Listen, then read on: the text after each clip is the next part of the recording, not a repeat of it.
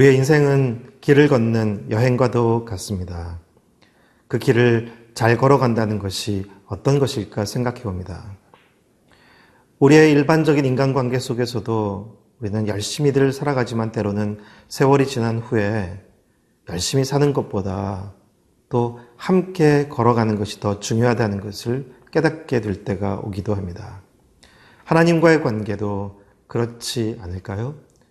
하나님은 우리가 하나님과 관계 속에서 다른 무엇보다 동행하기를 원하십니다.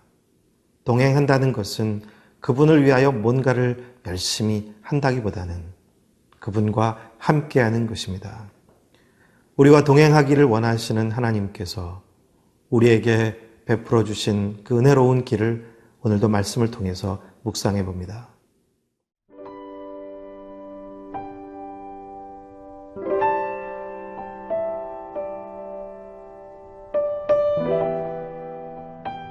히브리서 10장 19절에서 31절 말씀입니다.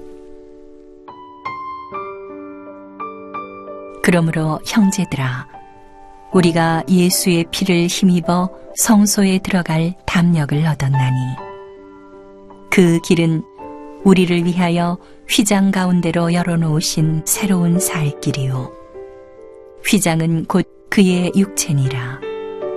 또 하나님의 집 다스리는 큰 제사장이 계심에 우리가 마음의 뿌림을 받아 악한 양심으로부터 벗어나고 몸은 맑은 물로 씻음을 받았으니 참 마음과 온전한 믿음으로 하나님께 나아가자. 또 약속하신 이는 미쁘시니 우리가 믿는 도리의 소망을 움직이지 말며 굳게 잡고 서로 돌아보아 사랑과 선행을 격려하며 모이기를 패하는 어떤 사람들의 습관과 같이 하지 말고 오직 권하여 그날이 가까움을 볼수록 더욱 그리하자. 우리가 진리를 아는 지식을 받은 후 짐짓 죄를 범한즉 다시 속죄하는 제사가 없고 오직 무서운 마음으로 심판을 기다리는 것과 대적하는 자를 태울 맹렬한 불만 있으리라. 모세의 법을 폐한 자도 두세 증인으로 말미암아 불쌍히 여김을 받지 못하고 죽었거든. 하물며 하나님의 아들을 짓밟고 자기를 거룩하게 한 언약의 피를 부정한 것으로 여기고 은혜의 성령을 욕되게 하는 자가 당연히 받을 형벌은 얼마나 더 무겁겠느냐. 너희는 생각하라. 원수 갚는 것이 내게 있으니 내가 갚으리라 하시고 또 다시 주께서 그의 백성을 심판하리라 말씀하신 것을 우리가 아노니 살아계신 하나님의 손에 빠져 들어가는 것이 무서울진저. 하나님과의 동행이 가능한 것일까요? 하나님과 우리 인간 사이에는 너무나 큰 간격이 있습니다. 그분은 거룩하시고 완전하신 분이시고 우리는 너무나 많은 문제들을 안고 살아가는 죄인인데 어떻게 그 큰 간격과 차이를 극복하고 함께 동행할 수 있을까요?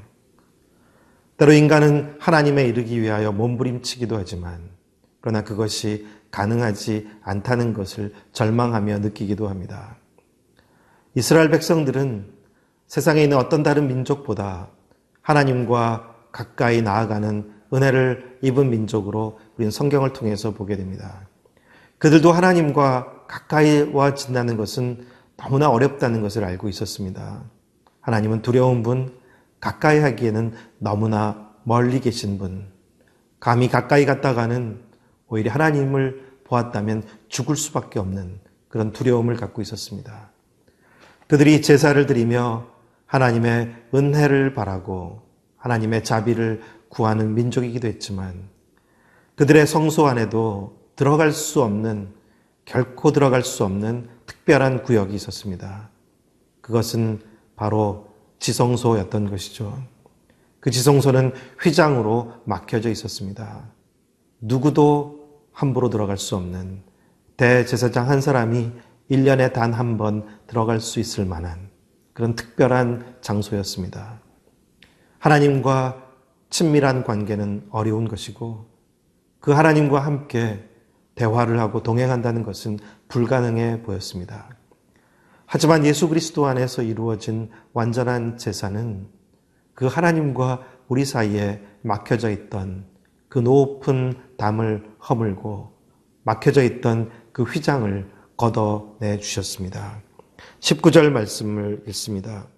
그러므로 형제들아 우리가 예수의 피를 힘입어 성소에 들어갈 담력을 얻었나니 20절 그 길은 우리를 위하여 휘장 가운데로 열어놓으신 새로운 살 길이요 휘장은 곧 그의 육체니라. 우리가 하나님과 동행할 수 없다는 것을 하나님도 아십니다. 하나님께서 친히 인간의 몸을 입고 성육신하여 우리 인간의 삶 속에 들어오셨습니다. 그것이 예수 그리스도입니다. 예수님은 또한 우리의 삶 속에 들어오셨을 뿐 아니라 우리의 모든 허물과 죄를 대신 지시고 십자가에서 죽으셨습니다. 그 예수님께서 마지막 십자가에서 죽으실 때 그 지성소의 휘장이 둘로 쫙 쪼개졌습니다. 그 사건을 통해서 오늘 말씀은 말씀하고 있습니다. 이제는 우리가 예수의 피를 힘입어 성소에 들어갈 수 있는 담력을 얻게 되었다고. 그렇습니다. 우리는 결코 우리의 힘으로 그 하나님의 거룩한 보좌 임재 앞으로 나아갈 수 없습니다. 하지만 예수 그리스도께서 베풀어 주신 은혜를 통하여 그 열려진 휘장 사이로 예수님의 보혈의 피를 의지해서 들어갈 수 있게 된 것입니다. 그 놀라운 은혜, 그 휘장은, 찢겨진 휘장은 바로 예수님의 육체였습니다. 예수님께서 찢기심으로 하나님과 우리 사이에 막혔던 모든 것이 이제는 열리게 된 것입니다. 그것이 우리의 삶 속에 이루어진 놀라운 새로운 시작이요. 주님과의 동행이 이제 시작되게 된 것입니다. 21절과 22절 말씀을 읽습니다. 또 하나님의 집 다스리는 큰 제사장이 계심에 우리가 마음의 뿌림을 받아 악한 양심에서 벗어나고 몸은 맑은 물로 씻음을 받았으니 참 마음과 온전한 믿음으로 하나님께 나아가자. 우리가 하나님과 동행하기 위해서 이제 필요한 자세가 한 가지 있다면 예수의 피를 힘입고 나아가지만 또한 우리가 참 마음과 온전한 믿음으로 우리를 씻어주셨기에 이제는 감사한 마음과 또 진지한 마음으로 이제는 주님 안으로 들어가 주와 함께 동행하는 것입니다. 우리가 그런 마음으로 주와 함께 걷기를 바랄 때 주님은 우리의 손을 붙드시고 우리와 함께 걷는 걸음을 평탄케 해 주실 것입니다. 주님과 함께 동행하는 예수 그리스도 안에 있는 놀라운 구원의 은혜를 누리는 우리 모두가 되기를 소원합니다.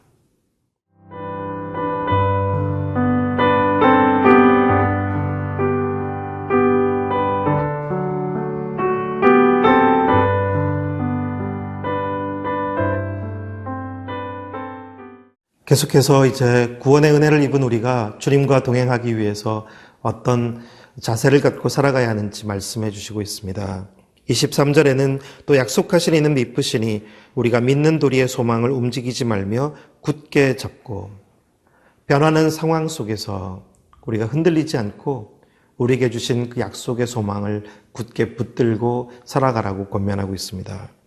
23절 그 이후부에도 보면 서로 돌아보아 사랑과 선행을 격려하며 모이기를 피하는 어떤 사람들의 습관과 같이 하지 말고 오직 권하여 그날이 가까움을 볼수록 더욱 그리하자.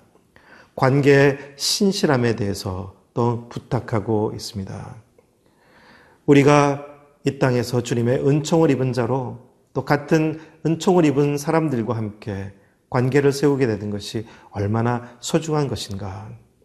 주님께서 우리와 동행하신다는 것은 우리를 돌보시고 또 우리를 격려하시는 것입니다.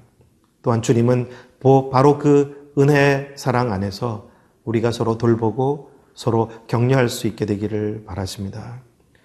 우리가 그동안 세상 속에서 하나님의 사랑 바깥에서는 결코 이런 일을 하기가 어려웠습니다. 왜냐하면 세상은 끊임없이 서로를 돌아보기보다는 서로 경쟁하며 앞다투어 자기의 이익을 위하여 자기 중심적으로만 살아가기 때문에 점점 더 돌아볼 마음의 여유를 갖게 되기가 어렵고, 또한 세상은 우리로 하여금 서로 더 모이도록 하기보다는 각자 개인이 되게 해서 더 흩어져 가게 하고 있는 그런 세상이기 때문입니다.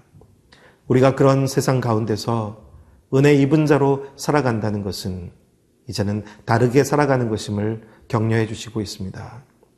약속의 소망을 굳게 붙들고 또 서로 사랑과 선행을 격려하고 또 모이기를 더 힘쓰는, 그것이 바로 성도들의 세상 속에서의 모습입니다. 이어서 나오는 말씀은 참 두려운 말씀이 기록되어 있습니다. 26절에 보면 우리가 진리를 아는 지식을 받은 후 짐짓 죄를 범한 즉 다시 속죄하는 제사가 없고, 우리가 선뜻 이해하기 어려울 정도의 두려운 말씀입니다. 예수 그리스도 안에 있는 그 놀라운 용서, 그 자비는 우리가 어떤 죄를 지어도 다 용서해 주시는 것 아닌가 하는 생각이 드는데, 이 말씀은 다시는 속죄의 제사조차도 없다는 그런 두려움의 말씀으로 경고하고 있습니다. 하지만 이 경고 속에 담겨져 있는 죄악은 너무나 뚜렷하게 이렇게 기록하고 있습니다. 어떤 죄악이냐면 29절에 보면 하물며 하나님의 아들을 짓밟고 자기를 거룩하게 한 언약의 피를 부정한 것으로 여기고 은혜의 성령을 욕되게 하는 자가 당연히 받을 형벌은 얼마나 더 무겁겠느냐 너희는 생각하라. 어떻게 이렇게까지 사람이 바뀔 수 있을까? 우리가 생각하기 어려울 정도로 우리 인간 안에는 또 엄청난 또 다른 역전의 변화가 생겨나기도 하는 것 같습니다.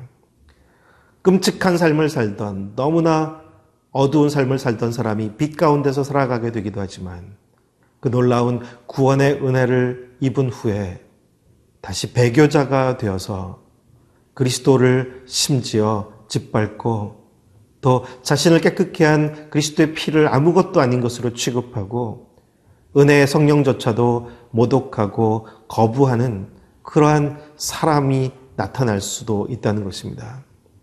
만약 그런 배교자가 된다면 그것은 결코 다시는 용서받기 어려울 것이라고 경고하고 있습니다.